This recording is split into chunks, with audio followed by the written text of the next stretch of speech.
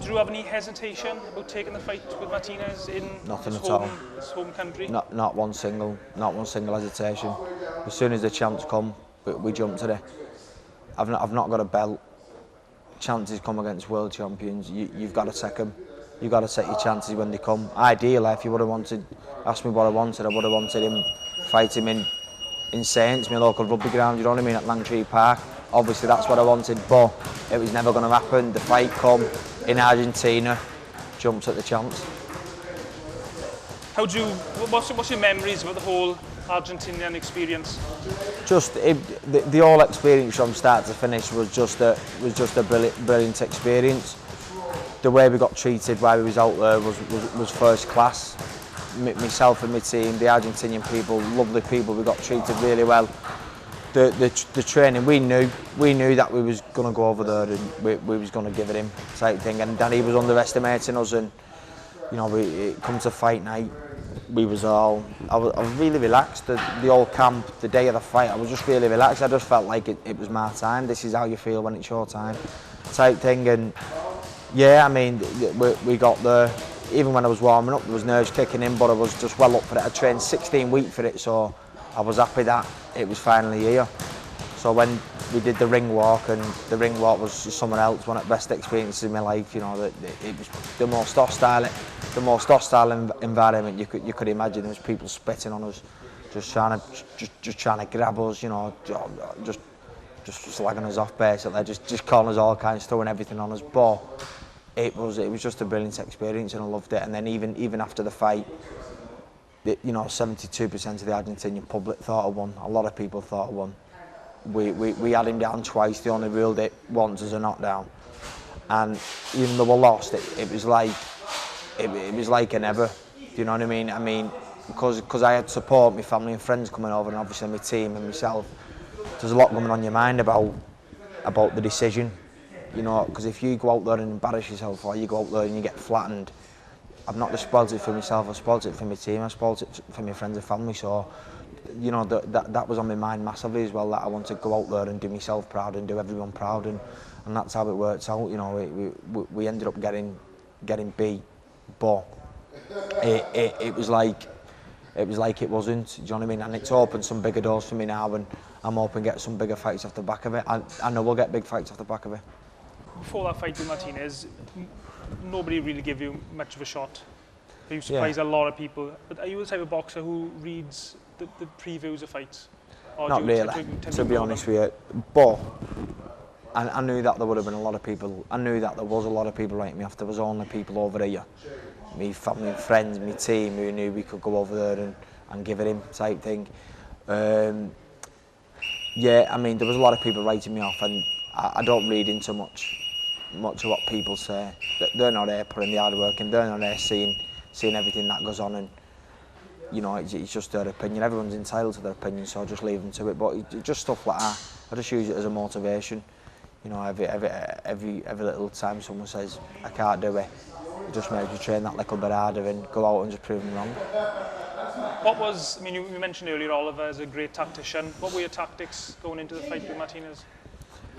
First of all, it was just about working his style out with him being a southpaw. I'd never fought a southpaw as a professional. We'd sparred loads in the gym, and I'd fought a few as amateurs a long time ago.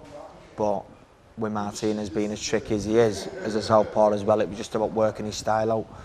And then from then on, it was just about getting to work, keeping a tight guard, giving nothing away, just keep picking, keep frustrating him.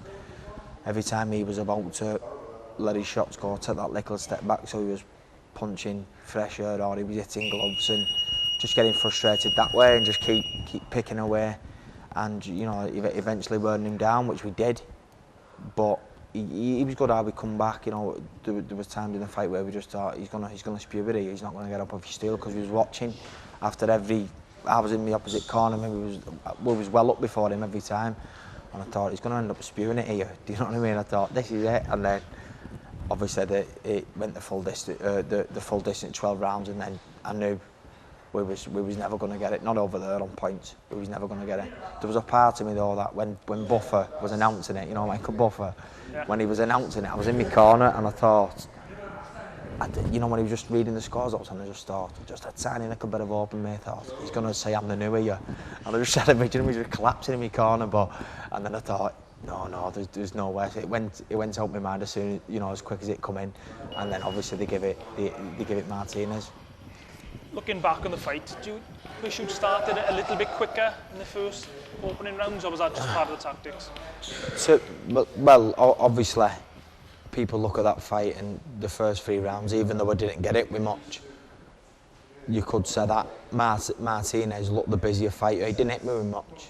I reckon in every round I outlanded him. Accuracy, I hit him with more shots than he hit me, accuracy-wise, but you could say he looked busier. The class was with me. And you could look back and say maybe I could have started a bit earlier, but I could have done that and ended up flat on my back. Martinez has proven he can take you out with one shot.